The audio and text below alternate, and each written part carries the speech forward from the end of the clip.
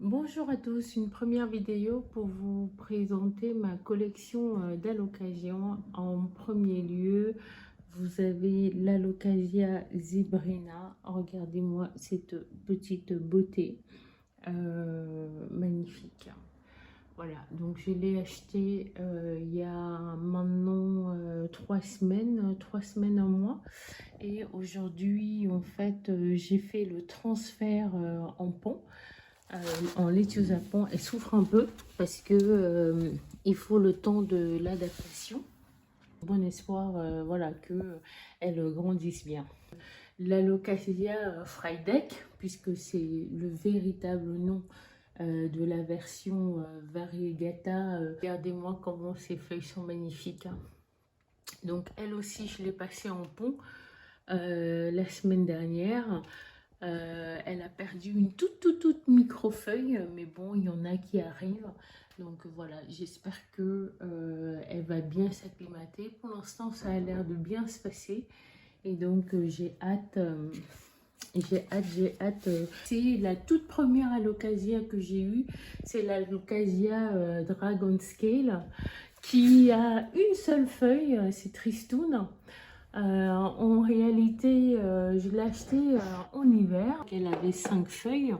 Ce que je ne savais pas, c'est que les Alocasias en hiver ne supportent pas d'avoir froid.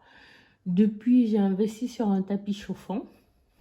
Et ce que je ne savais pas aussi, c'est que quand il n'y a pas de tapis chauffant, en fait, elle rentre en dormance. Et donc, moi, je croyais que j'avais tué mon Alocasia, alors que elle était simplement en dormance. Donc j'ai essayé de la dépoter pour la faire passer en laitue aux Japon. En fin de compte, j'avais plein de bulbilles que j'ai jetées. Mon Dieu, quelle horreur, catastrophe. Et donc je ne savais pas que j'aurais pu multiplier comme ça en les faisant repartir dans un substrat pour semis ou en pont. Je suis pas sûre qu'on puisse voir là à travers, si on voit quand même un peu, à travers en fait le verre. Et elle résiste, donc j'espère qu'elle va bien repartir et comme ça j'en prendrai soin. Voilà, donc ça c'est mon Alocasia Dragon Scale. Et en fait ma quatrième Alocasia qui est tout juste d'arriver. Oh là là, regardez-moi cette beauté. Alocasia Black Zebrina, magnifique, elle est immense.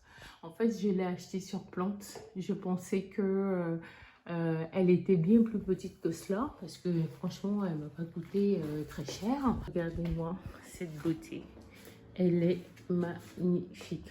Bon, bien évidemment, les Alocasia donc aiment bien la belle luminosité.